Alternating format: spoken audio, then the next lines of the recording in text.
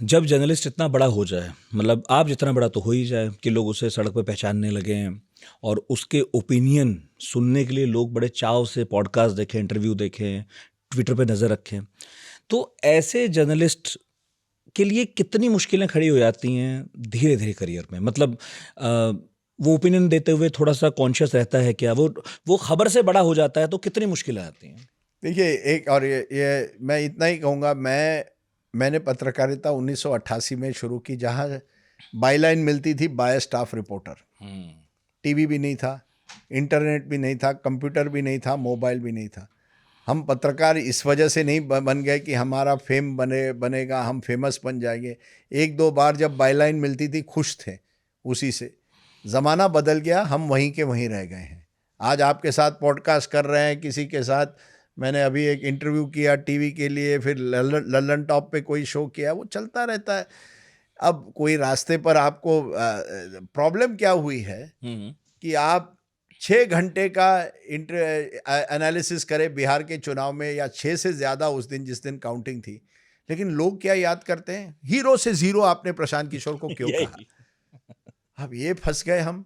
कोई 20 सेकंड काटता है, कोई 30 सेकंड। अब इतना लंबा आपने मुझे यहाँ फंसाया है, और अब काटेगा कोई, अरे 15 सेकंड जो है, जो उनको लगे वायरल चला जाएगा, फिर वो बीजेपी आईटी सेल। अब इसके लिए मैं तैयार नहीं था जब मैं 1988 में जर्नलिस्ट बन गया।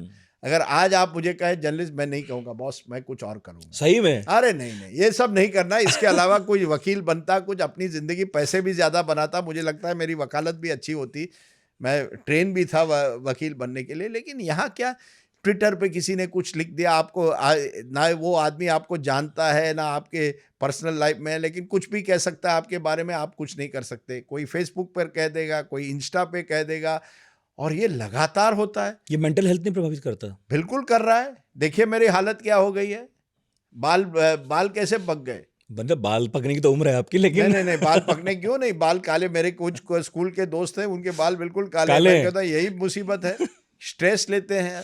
इतना स्ट्रेस नहीं हुआ करता था। ब्रेकिंग न्यूज़, कल किसी ने मुझे फोन, उस चैनल ने उस व्यक्ति का इंटरव्यू किया, आप भी ये लाई यार। मैंने कहा यार 11 बज गए सुबह के, मैं कुछ और कर रहा हूँ, बाद में करेंगे। नहीं अभी चाहिए।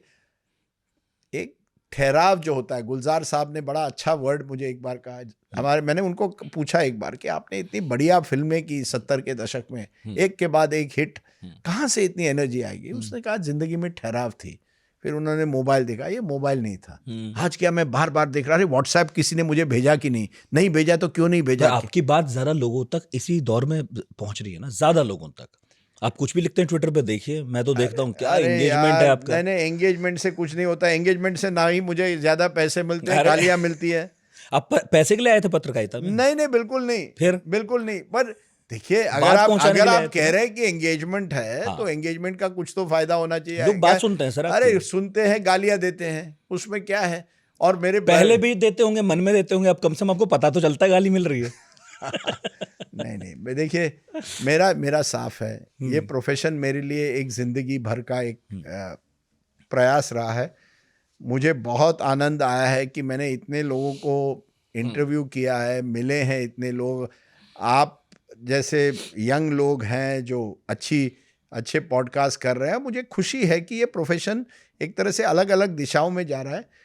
दुख बस एक बात का है कि लोग बगैर जाने हुए आप पर कुछ भी कह सकते हैं, और आप उनको कैसे, कितने लोगों को आप क्या जवाब देंगे, और बस उससे कभी कभी गुस्सा आता है। लेकिन मेरा अभी ये इंटरव्यू आप कितने 12:30 बजे ख़त्म होगा, मैं घर पहुंचूंगा 1 बजे, कुछ थोड़ा बहुत जो सूप है पीकर मैं किशोर कुमार के गाने सुनकर 2 बजे सो जाऊंगा। अब बस वो गाने सुनकर मैं खुश होता हूँ, या क्रिकेट की मैच देखा, या क्रिकेट के पॉडकास्ट में देखता हूँ और खुश होता हूँ। कल एशेज़ भी शुरू हो रही है, तो वो मैं 8 बजे उठकर, मुझे बहुत अच्छा लगता है। वो टेलीकास्ट भी फर्स्ट क्लास होता है। तो इन सब चीज़ों से, अब बेटी की भी शादी हो गई है पिछले महीने, तो मैं भी खुश हूँ कि कहीं ना कहीं दुनिया मेरी भी बदल गई है। बिल्कुल। बुढ़ापा आ गया, चलता रहेगा। ये ज़िंदगी क्या है, आदमी मुसाफिर है, आता है जाता है।